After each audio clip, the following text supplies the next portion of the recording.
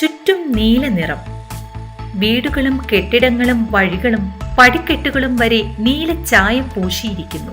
ചിത്രങ്ങളിലെ കാഴ്ചയല്ല, പർവ്വത താഴ്വരത്തിൽ സ്ഥിതി ചെയ്യുന്ന ചെറിയ നഗരത്തിന്റെ സുന്ദര കാഴ്ചകളാണ്. കോബാൾട്ട് ബ്ലൂ സിറ്റി എന്നറിയപ്പെടുന്ന ഷെപ്ചൌ എന്ന നഗരം നീല നിറത്തിലാണ്.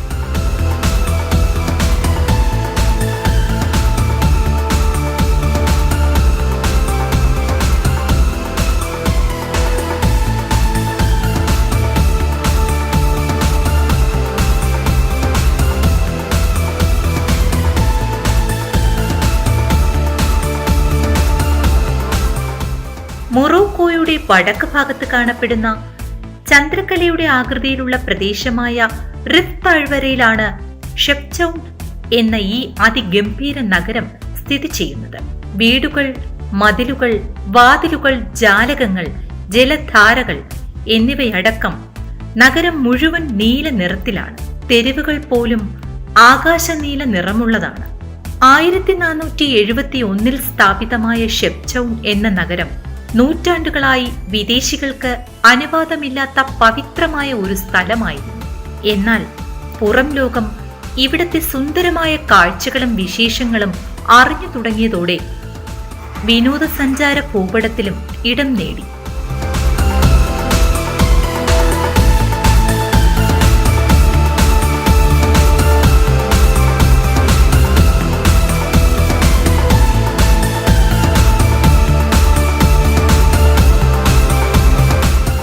ഇവിടത്തെ കാഴ്ചകൾ തേടി നിരവധി സഞ്ചാരികളാണ് ഒഴുകിയെത്തുന്നത്. നഗരത്തിന്റെ നീല നിറത്തിന് പിന്നിൽ ഒന്നിലധികം കഥകൾ ഉണ്ടെങ്കിലും ഏറ്റവും പ്രചാരത്തിലുള്ള കഥ ഷെപ്ചൌണിലെ നിവാസികളായ ജൂതരുമായി ബന്ധപ്പെട്ടതാണ്.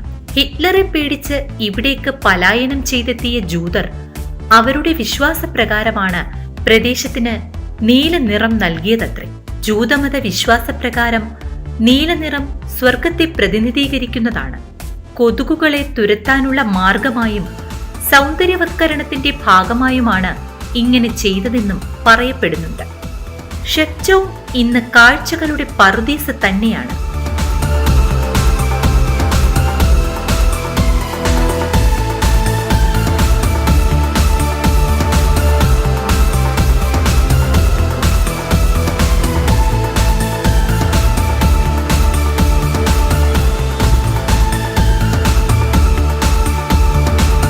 നഗരത്തിന്റെ നിറം ചാർത്തിയ തെരുവോരങ്ങളിലൂടെ നടക്കുമ്പോൾ ഏതോ മായിക ലോകത്താണെന്ന് തോന്നിപ്പോകും. യുനെസ്കോ വേൾഡ് ഹെറിറ്റേജ് സൈറ്റായി പ്രഖ്യാപിച്ച ഷെപ്ചൌ ശരിക്കും മോഹിപ്പിക്കുന്ന നഗരം തന്നെയാണ്. സഞ്ചാരികളുടെ ഇടയിൽ മാത്രമല്ല, ഷെപ്ചൌ ഇന്ന് ഫോട്ടോഗ്രാഫറുടെയും പ്രിയപ്പെട്ട ഇടമാണ്. നിറവിന്യാസത്താൽ ആരെയും ലഹരി പിടിപ്പിക്കുന്ന ഇടമാണ് ഈ സുന്ദര നഗരം. എന്നാൽ യഥാർത്ഥ ലഹരിയുടെ കാര്യത്തിലും ഈ നഗരത്തിന് സ്ഥാനമുണ്ട്. അതായത് ഷെപ്ചൌ സ്ഥിതി ചെയ്യുന്ന താഴ്വരയിൽ കഞ്ചാവ് കൃഷി നിയമപരമാണ്. മൊറോക്കോയിൽ ഈ താഴ്വരയിൽ മാത്രമാണ് ഈ അനുമതിയുള്ളത്.